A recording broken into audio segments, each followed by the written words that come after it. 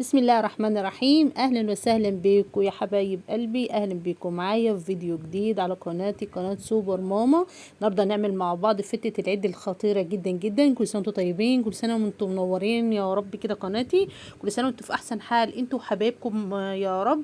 النهارده هنعمل مع بعض وصفة الخطيرة جدا جدا الشهيرة اللي كلنا بناكلها اول يوم العيد، فتة العيد. يلا بسم الله وعلى بركة الله. نعملها بطريقة جميلة جدا. شايفين اللحمة جوسي وحاجة تجنن جدا، بتكات بسيطة كده وبطريقة قناة سوبر ماما. هنعمل مع بعض أحلى فتة زي ما انتم شايفين اللحمة، اللهم بارك يا رب. حاجة كده بتكات خفيفة كده، ونعمل اللحمة حاجة جوسي وحاجة طعمة جدا، ونعمل جنبها اللحمة الشوربة العادية جدا. يلا مع بعض نشوف تكات الفتة كده هنعملها مع بعض ازاي.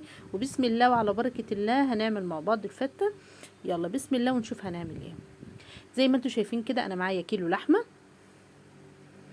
تمام كده اللهم بارك. ده تقطيع الجزار، انتوا ممكن تقطعوه التقطيع اللي انتوا عايزينه.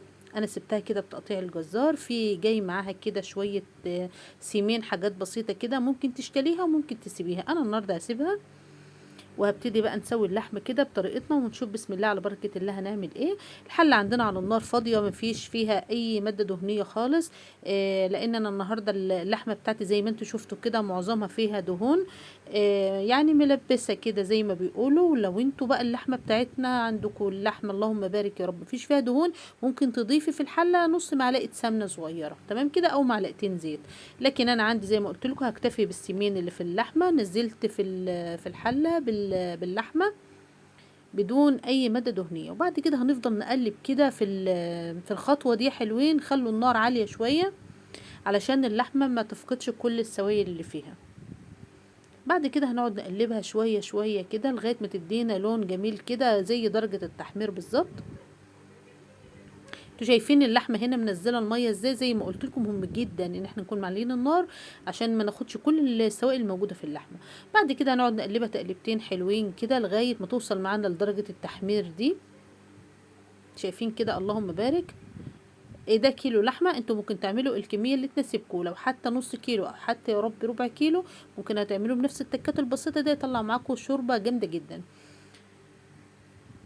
بعد كده هننزل بقى ببصلايه وطماطمايه وجزر، لو موجود عندنا جزر، حبتين حبهان، ورقتين لورا. بعد كده هننزل بالحاجات الجميله دي كلها، وبعد كده نكون غاليين ميه في الكاتل. مهم جدا خطوه الميه السخنه عشان تسهل معانا عمليه التسويه. بعد كده هنسيبها تغلي شويه شويه كده صغيرين كده بحبه ميه قليلين كده، وبعد كده هتزوديها زي ما انتوا عايزين. لو عايز شويه شوربه صح فعلا طب الخطوات دي هتطلع معانا بجد شوربه لحمه جامده جدا. كل سنه وانتم طيبين. انتوا عارفين ان كلنا بناكل فته اول يوم العيد. يلا نعملها مع بعض كده على قناه سوبر ماما، يا رب تعجبكم ان شاء الله. تعالوا بقى نعمل رز الفته كده ونسيب اللحمه تعيش حياتها، ونعمل بقى الرز اللي هنعمله بالفته. زي ما انتوا شفتوا كده معانا معلقه زبده، ومع حوالي رشه زيت صغيره كده، قطع زبدة صغيرة كده ما تسكرش. بعد كده نكون غاسلين بقى الرز بتاعنا، الرز المصري العادي جدا. ممكن تقدروا تعملوا الرز بسمتي اي نوع، انا هنا عامله الفته بالرز العادي. بعد كده هنفضل نقلبها شويه كده، خليها تاخد معانا ريحه الزبده، ونحط لها الملح بتاعنا ونقلب الرز. خطوه ان احنا نقلب الرز دي هتديكوا بجد طعم في الرز خطير جدا. تمام كده هنقلبها كده. لو مش موجود عندنا حلوين زبده عادي ممكن تشتغلوا بالزيت عادي. تمام كده. وبعد كده هننزل برضو بالميه المغليه على الرز، وحطينا ورقتين لورا زي ما انتم شايفين كده، ورقتين بس كده عشان ما يمررش في الرز. بعد كده هننزل بالميه السخنه. شايفين الزبده اللهم بارك هتدي الرز درجه جميله جدا والطعم بجد خطير. تمام كده. بعد كده هنسيب الرز بقى برضو يستوي،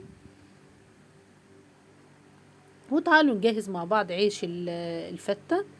اي عيش عندنا حلوين، اي عيش هو هيدخل الفرن وهيتحمر وكله هيبقى بجد يعني مع بعض كده هتبقى اكله جميله جدا. هنقطعه بقى شرايط زي ما انتم شايفين كده. لو انتوا عايزين كلها مقاس واحد، شفتوا انا عملتها ازاي. بعد كده هنلمهم كلهم على بعض وهنقطعها مربعات صغيره جدا عشان يبقوا مقاس واحد. ممكن تقطعوا التقطيع اللي يعجبكم. بعد كده هنفضل نقطع العيش كده مكعبات صغيره لو عجبتكم وصفة النهاردة يا حلوين فتة العيد كده وعجبتكم ما تنسوش تعملوا لي لايك، وعايزة منكم احلى كومنت. بعد كده مقطعني الكمية زي ما انتوا شايفين كده، انا قطعت حوالي رغيفين ونص كده. بعد كده بقى يلا نتبلهم كده تتبيله حلوه وندخلهم الفرن. هنحط رشه فلفل، ده على العيش الفته يا حلوين، ممكن تعملوا رقاق. ودي فصين توم مفرومين، وادي رشه ملح، وادي رشه زيت، وهنقلبهم كلهم كده مع بعض. وهنولع الشوايه وهنهدي النار ونحط الشبكه في النص ونحط صينيه جميله دي جنبها تحتيها تتحمر عفوا. تعالوا بقى ناخد قطعتين لحمه كده. اللحمة عندي استوت اللهم بارك، حاجة جميلة جدا. تعالوا بقى ناخد شوية لحمة كده ونخرج عن مود اللحمة المسلوقة. وهنعمل ايه بقى؟ هناخد قطعة زبدة وعليها معلقة زيت، وهنحط رشة فلفل ورشة ملح. تمام كده. وبعدين هندهن بيها اللحمة الجميلة دي. ممكن تقدروا تضيفوا هنا معلقة كاتشب او معلقة صلصة. انا عندي هنا مش بياكلوا الفتة بالصلصة، فانا بعمل لهم الخطوة دي. بس جميلة جدا جدا، جربوها كده على طريقتي هتعجبكم. عيد سعيد علينا كلنا جميعا يا رب، كل سنة وانتم طيبين وبخير وبأحسن حال يا رب العالمين. بعد كده يا حلوين هندهن اللحمة كده زي ما انتم شايفين. تقدري تاخدي كمية اللحمة كلها وتقدري تقسميها زي ما انا عملت كده. انا اخدت نص اللحمة بس. يلا كده بسم الله وعلى بركة الله نبدأ نجهز معانا كده طبق الفتة الخطير جدا جدا. هنجيب البريوش وهنبدأ نحط طبقة رز وطبقة عيش.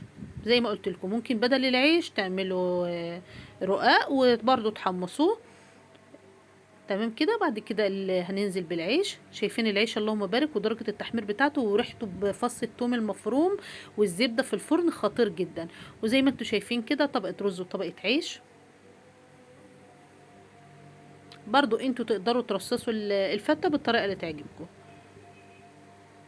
احنا عملناها كده مع بعض، رق عيش ورق رز. ريحة الرز خطيرة جدا جدا بالزبدة، خصوصا جنب أكلة الفتة.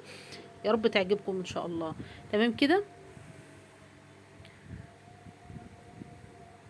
عايزه منكم احلى كومنت النهارده كده وتقولوا لي ايه رايكم، واللي جرب فتة العيد على طريقه سوبر ماما كده قولوا لي بقى ايه رايكم فيها، هتعجبكم جدا جدا. بعد كده هنقلبها بقى في الطبق اللي عندنا.